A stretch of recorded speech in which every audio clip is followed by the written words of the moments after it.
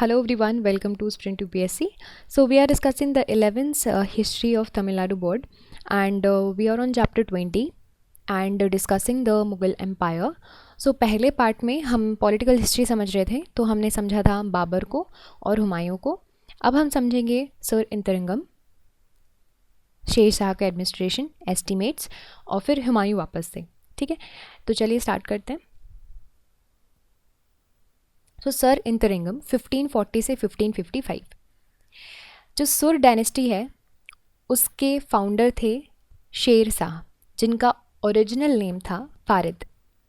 ठीक है, ये जो थे वो बेटे थे हसन खान के, जो सरसराम बिहार में रीजन है वहाँ के जागीरदार थे. तो आपको याद रखना है, बिहार के जो जागीरदार थे उनके बेटे थे आपके शेर शाह. फिर लेटर जो ये फारिद शेर शाह थे, उन्होंने अफ़गान रूलर के अंदर, जो बिहार में रूल कर रहे थे, उनके अंदर काम किया, जिसकी वजह से उनका जो नाम है उनको टाइटल मिला Sher Shah for his bravery.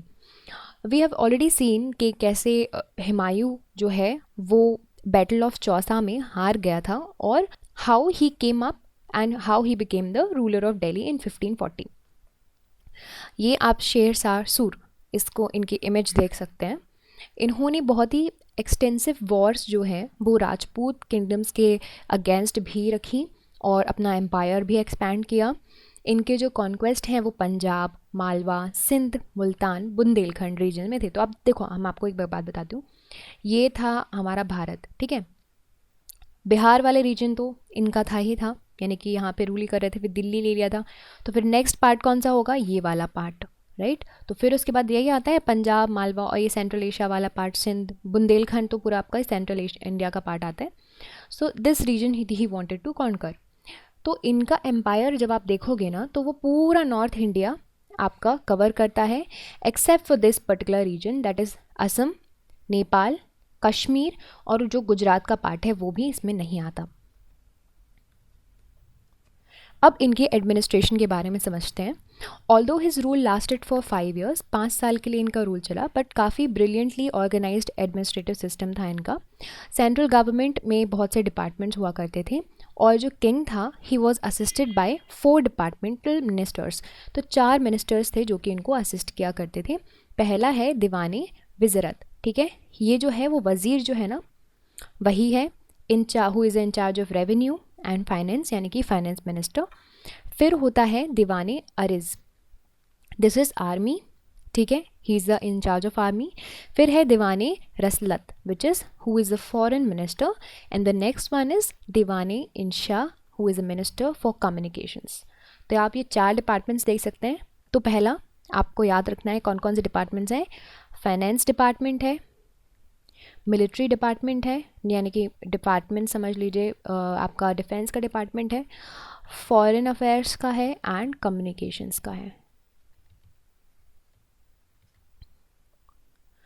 अब यहाँ पे आप देखोगे ना कि यहाँ पे शेर शाह का जो पूरा एम्पायर था वो 47 सरकार्स के बीच में डिवाइडेड था, है ना.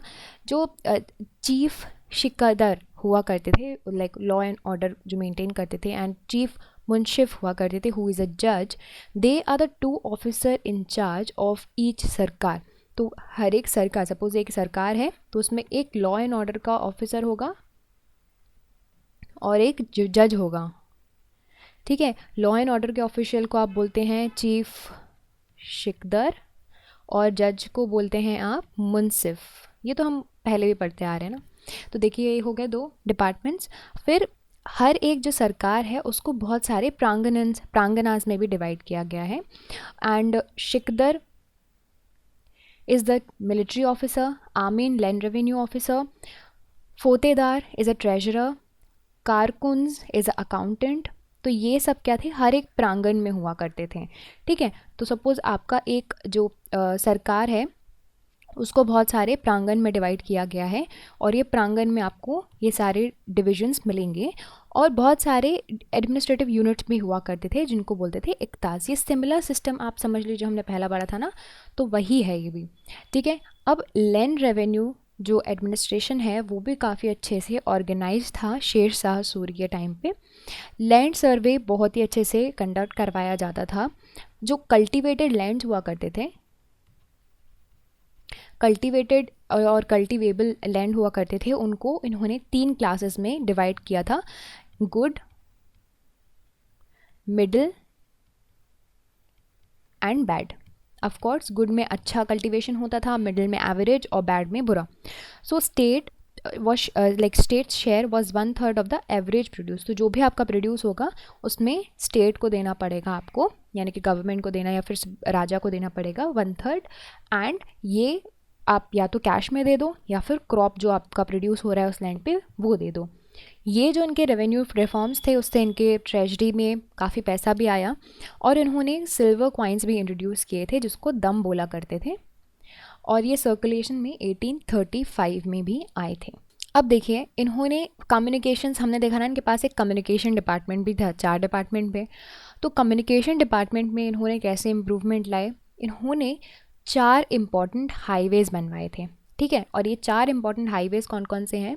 सोनार गांव सिंध में टू सिंध, सोनार गांव से सिंध, आगरा से बुरहमपुर, जोधपुर से चित्तौड़ और लाहौर से मुल्तान। तो ये 4 इम्पॉर्टेंट हाईवेज़ थे जो कि शेर शाह सूर ने बनवाए थे in order to improve the communication, transportation, everything.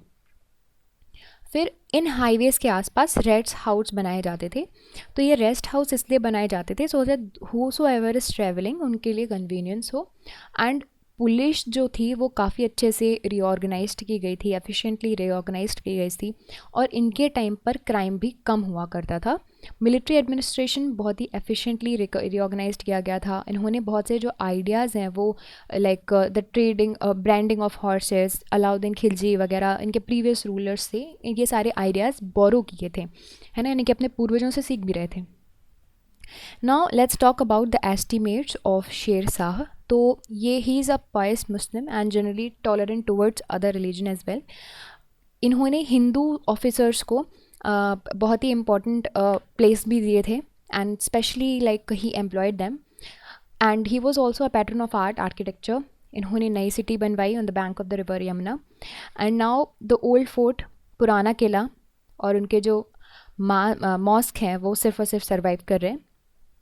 इन्होंने मेसोपोटामिया भी बनवाए, सरसराम बिहार में, which is considered to be the masterpiece of the Indian architecture. Sher Shah ने लर्न मैन को भी पैटर्नाइज किया करते थे। मलिक मोहम्मद जयासी, इन्होंने फेमस बुक लिखी है पद्मावत, इन्हीं के टाइम पर लिखी हुई थी ये बुक। तो जो हमने अभी पहले पढ़ा था वो पद्मावत बुक इनके टाइम पर लिखी गई है, ठीक है। आफ्टर शेर शाह's डेथ 1545, उनके जो सक्सेसर्स थे वो 1555 तक रूल किए। तभी आपको इनका जो टाइम आप देख रहे थे ना इनके डायनेस्टी का, वो 55 तक दिख रहा था। एंड फिर उसके बाद हुमायूं वापस आ गया, है ना। अब हुमायूं वापस आ गया, ये तो भाई हार के छुप गए थे। 1540 में इन्होंने भारत छोड़ दिया था। He married to Hamida Bano Begum, अपने रास्ते में, सिंध के रास्ते में इन्होंने इनसे शादी कर ली। जब ये अमोरकोट में ही वॉज स्टेइंग, एक हिंदू किंगडम लाइक रूल कर रहा था राणा प्रसाद, एंड उसी वक्त पे अकबर का जन्म हुआ था 1542 में। फिर Humayun then proceeded to Iran, then sought the help of its ruler. फिर उसके बाद इन्होंने अपने भाइयों को हराया, कामरान एंड अंसारी को। इन द मीन टाइम सूर डायनेस्टी डिक्लाइन पे चल रही थी भारत में। 55 में हुमायूं ने डिफीट कर दिया अफ़गान्स को, एंड उन्होंने मुग़ल थ्रोन वापस ले लिया। 6 मंथ के बाद 1556 में इनकी डेथ हो गई, क्योंकि वो जो like he due to his fall from the staircases of his library. Although Humayun was not a good general and a warrior, but he was kind and generous for sure. उसके बाद he was also learned. He was a student of mathematics, astronomy, astrology. He loved painting. इन्होंने पोट्रीज़ भी लिखी हैं, poetries भी लिखी हैं Persian languages में। तो इस तरह से आप एस्टिमेट्स लगा सकते हैं हुमायूं के भी यहाँ पर। तो you can see that we have discuss the Sher Shah administration, estimates, Humayun जो वापस आए। अब हम समझेंगे अकबर के बारे में नेक्स्ट पार्ट में। उनके कैसे रिलेशंस थे राजपूत के साथ, रिलीजियस पॉलिसीज़ कैसी थी, लैंड रेवेन्यू सिस्टम कैसा था, मनसबदारी सिस्टम कैसा था, फिर Jahangir, Shahjahan, Aurangzeb and finally the decline. So everything will be discussed in the upcoming parts, so stay tuned for that. And this is it for this entire part. I hope you like this video, and if you did, you can subscribe to the YouTube channel for more videos and updates. And also you can download the Sprint UPSC app to practice book chapter and topic wise. Remember candidates, just reading books and watching videos are not going to help you out unless you practice thoroughly. So identify your mistakes and work to improve your performance, and Sprint UPSC is the perfect app to do all of this. अगर आपको ये video पसंद आया हो तो हमारे YouTube channel को subscribe कीजिए और वीडियोज़ एंड अपडेट्स के लिए, साथ ही साथ डाउनलोड कीजिए स्प्रिंट यूपीएससी ऐप. यहाँ पर आप अपनी books chapter and topic wise practice कर सकते हैं. देखिए, सिर्फ बुक पढ़ने से और वीडियोस देखने से मदद नहीं मिलेगी जब तक आप अच्छे से प्रैक्टिस नहीं करोगे. तो अपनी मिस्टेक्स को जानिए, परफॉर्मेंस को इम्प्रूव कीजिए, और स्प्रिंट यूपीएससी इसके लिए परफेक्ट ऐप है. I will see you in the next video. Thank you very much.